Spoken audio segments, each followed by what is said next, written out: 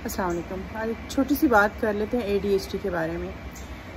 ADHD क्या है? Attention deficit hyper active disorder. अगर हम अपने पास में देखें तो हमें याद होगा कि ख़ासतौर से पंजाब में माएँ कहती थी कि बड़ा अथरा है बच्चा। तो अथरा बच्चा जो होता था वो टिक के बैठता नहीं था, उछलते रहना, उसकी तवज्जो किसी एक जगह मरकूज़ नहीं होती थी।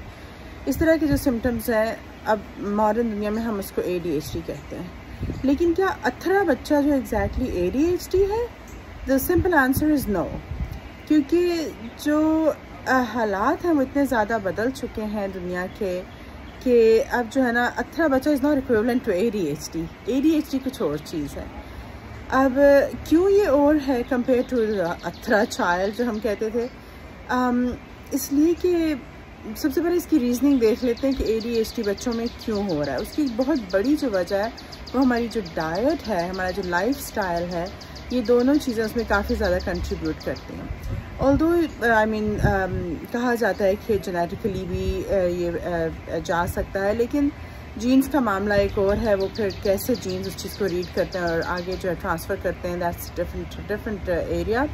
लेकिन अभी हम ये देखते हैं कि हमारे खाने पीने की जो आदतें हैं ना और हमारी जो लाइफस्टाइल की आदतें हैं, तो वो असल में बच्चों में ADHD के कॉज का सबब बन जाती है।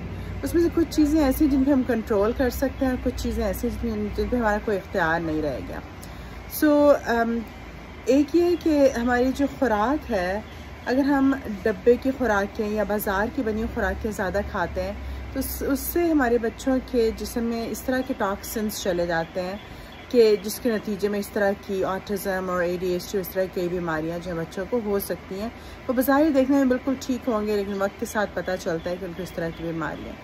और उसमें ये भी है कि जब माँ प्रेग्नेंट होती है, अगर वो इस तरह बाज़ार के खाने खाती है या डब्बे के खाने खाती है या नेचुरल फूड नहीं खाती है, तो उसका असर बच्चे पे हो जाता है।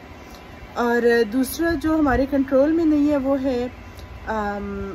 है आपका जो खुराक के ऊपर, इवन नेचुरल फूड्स के ऊपर जो है जो स्प्रे किए जाते हैं, केमिकल्स जो उन पर स्प्रे किए जाते हैं, उसका नतीजा ये होता है कि उसका असर जो है ना हमारे ऊपर आता है और हमारे बच्चों की ग्रोथ के ऊपर, फिज़िकल मेंटल इस ग्रोथ के ऊपर आता है।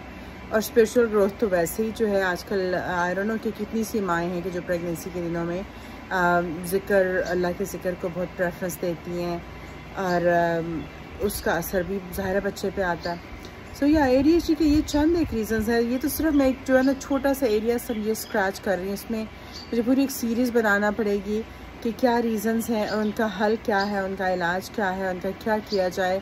सो चलिए बिस्मिल्लाह करते हैं, देखते हैं ADHD पे कितनी सी वीडियोज़ मैं बना पाती हूँ और हम कहाँ तक पहुँचते हैं इसके साथ, क्योंकि ये करंटली काफ़ी जो है ना मसला पैदा हुआ है हमारे मुसलमान घरानों के अंदर भी। क्योंकि पहले हम समझते थे कि शायद सिर्फ गोरे चूँकि कैन फूड खाते हैं तो उनके बच्चों को ADHD ज़्यादा होता है, लेकिन हमारे अपने मुसलमान घरानों में बहुत ज़्यादा और पाकिस्तानी घरानों में, इंडियन में, बांग्लादेशी, लाइक हर जगह पे मैं हर साल जो है ना मेरे क्लासरूम में चंद एक बच्चे ऐसे होते हैं जो ADHD होते हैं और उनकी मैं बड़ी अच्छी तरह से डील भी कर लेती हूँ। उसके बारे में एक और वीडियो बनाऊँगी कि अगर आपके बच्चे को ADHD है तो उसका क्या किया जाए। लेकिन फ़िलहाल इतना कि जो आपका इनटेक है, फूड का इनटेक, स्टार्टिंग फ्रॉम आपकी प्रेगनेंसी से लेके और जो आपका लाइफस्टाइल है, ये दोनों चीज़ें बहुत अहम हैं। आज मैंने थोड़ा सा फूड पे बात की है कि जो है आपका उसमें केमिकल्स हैं फूड के अंदर जो अंदर जाते हैं, उसकी वजह से चीज़ें कॉज हो रही हैं। अगली उसमें थोड़ा सा लाइफस्टाइल पे बात करूँगी। फ़िलहाल के लिए इतना ही। अपना और अपने प्यारों का ख्याल रखिए। अस्सलाम वालेकुम।